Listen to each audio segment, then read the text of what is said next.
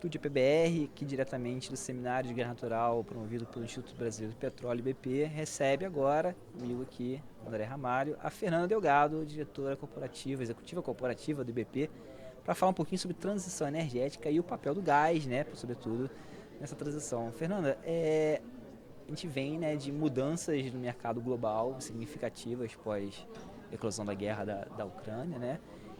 De certa forma, esse evento global, ele mudou o papel do gás enquanto combustível da transição energética, né? O energético dessa transição?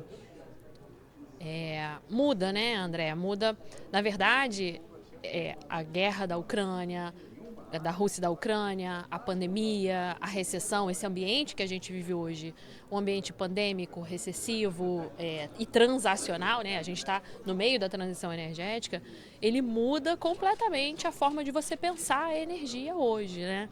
Você pensa hoje em transição energética e a segurança energética. Eu diria até que a segurança energética passou a ser mais importante, né?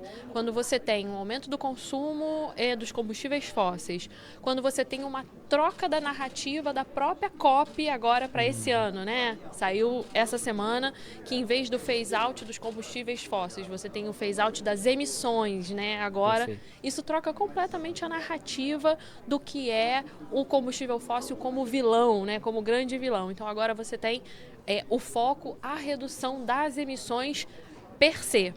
E o gás natural tem tudo a ver com isso, né? Então o gás natural ele tem uma série de vantagens, a própria diretora Heloísa da EPE colocou de manhã, né? Ele é acessível, ele é uma energia confiável, a gente tem em abundância, é um recurso que emite menos, né? A questão em direção a um mundo de baixo carbono, né? Uma economia mais descarbonizada.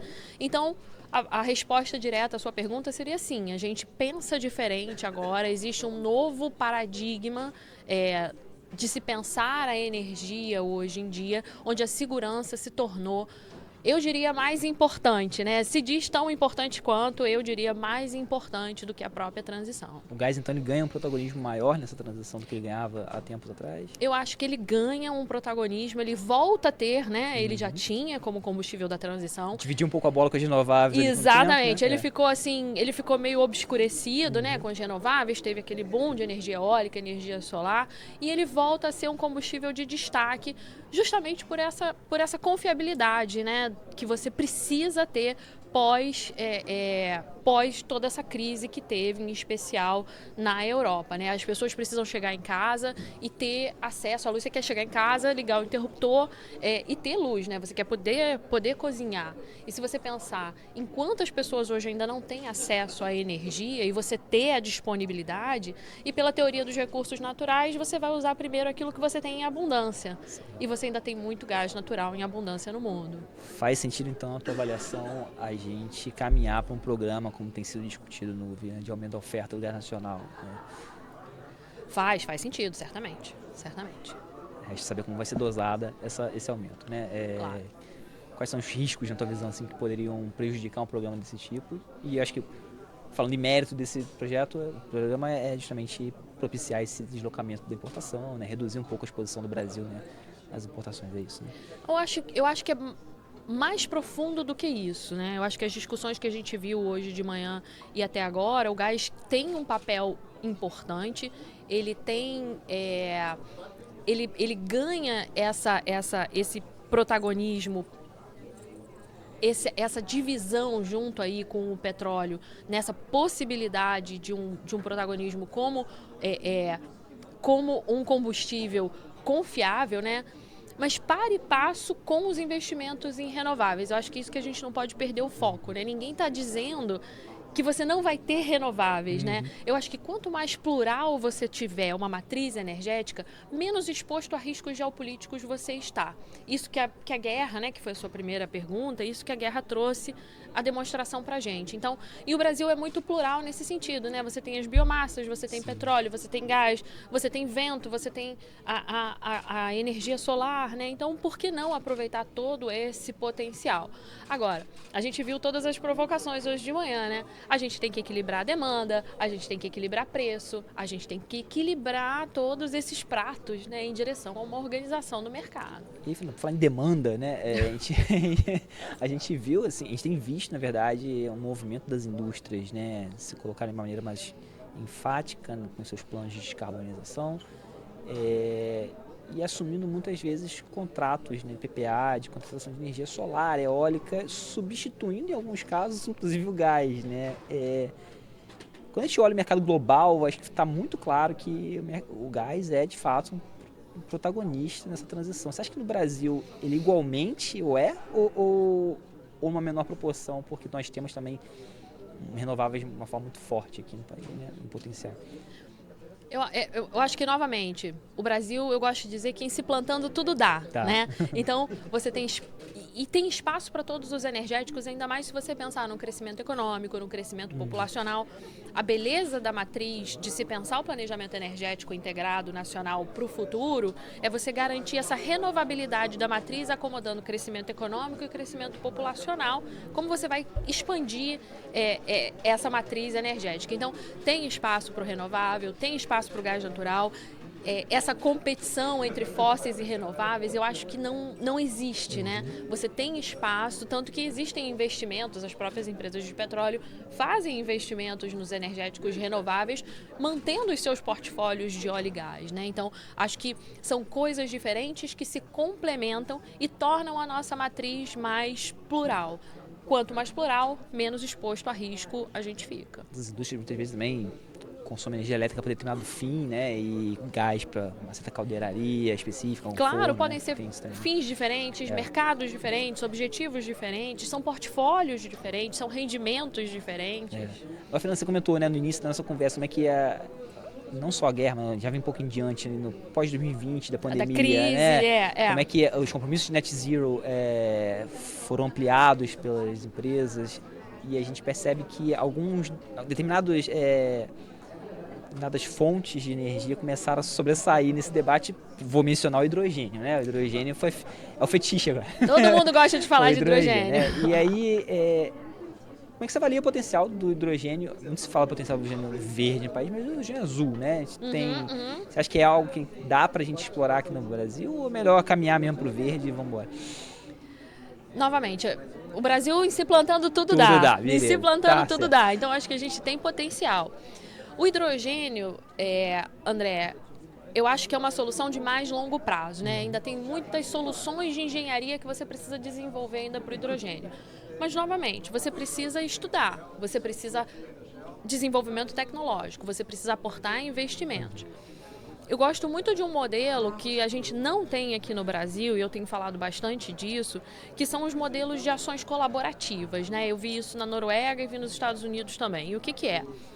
É você pegar esses projetos complexos, né? Por exemplo, projetos de captura e sequestro de carbono, projetos de hidrogênio e formar ações de várias empresas para você fazer afundamento tecnológico e afundamento de custos disso. Então, uma empresa vai fazer vai trazer uma parte da tecnologia, a outra é um fundo que vai trazer uma parte do dinheiro, a outra tem uma outra parte da tecnologia, a outra entra com recurso logístico e você faz um consórcio, você faz um grupo, uma joint venture e o modelo de negócios de cada um. E você vai, com isso, aprimorando a tecnologia, ganhando escala daquela, seja, isso serve para qualquer coisa, né? Vai ganhando escala daquele negócio. Isso é um tipo de forma de trabalhar que a gente não tem aqui no Brasil e que seria muito interessante se a gente tivesse para projetos como hidrogênio, para projetos de CCUS. Você ganha escala, você desenvolve tecnologia, você cria empregos, você gera renda, você traz aportes tecnológicos. Eu acho que o hidrogênio podia caminhar nesse sentido, né? E aí da cor que ele for, da matiz que ele for, do arco-íris, do que ele tiver, né? E, bom, você mencionou o CCUS também, né? Acho que o mercado de gás, o gás natural, ele pode funcionar ali como transição para a chegada desses novas fontes, né? Novas tecnologias. CCUS, por exemplo, usa o reservatório que muitas vezes é o do gás. Depletado, né? O hidrogênio vai usar a rede de injeção no gasoduto, certamente, né? Então, tudo se complementa, né? Tudo se complementa, claro. Então, a tua visão, assim, pensar como a gente está pensando hoje, os arcabouços regulatórios, né, do hidrogênio, do CCUS, precisam necessariamente também pensar o gás natural junto. Precisa, e você trouxe uma colocação muito importante, né? Você precisa ter esses arcabouços regulatórios consolidados, você precisa passar segurança para o investidor, né? Isso foi falado também nos painéis agora de manhã. A segurança regulatória, a segurança jurídica, elas são muito importantes. Pensa que a gente está falando de investimentos muito grandes e investimentos que vão demorar muito tempo para darem resultado. Então você tem que saber o que vai acontecer do ponto de vista regulatório e jurídico. Então essas surpresas que acontecem no meio do caminho, elas pegam o investidor de soslaio e nunca vem uma surpresa boa, né? Então como eu vou fazer um aporte tecnológico, um aporte de investimentos maior, se você não tem um arcabouço bem definido, se você não tem regras estabelecidas, se você não sabe como o capital vai se comportar dentro daquele país. Então, eu acho que a forma mais importante do Estado ajudar a atração de investimentos, o estímulo de negócios, é com esses arcabouços, né, como você falou, isso tudo bem estabelecido. As regras do jogo bem claras. A Fernanda tem colocado essa pergunta para todo mundo aqui, né? Nas entrevistas eu faço replico para você, né? Gás para empregar digamos assim, uma terceira política, né, energética que põe o gás como enfoque, né, nos últimos 3 governos. A gente vem de Temer com gás para crescer, Bolsonaro com o novo mercado de gás, agora Lula com gás para empregar. Pergunta assim, qual é o mérito da discussão que está sendo feita hoje com o gás para empregar e quais são aquilo que esse programa não pode errar, né, aquilo que são os riscos mapeados assim, que podem prejudicar o desenvolvimento do próprio propostas que ele se propõe, né? A proposta que se propõe, vamos lá. Fica um perdão aí do pleonasmo. É sempre muito bom a gente ter as discussões de política pública, sabe, André?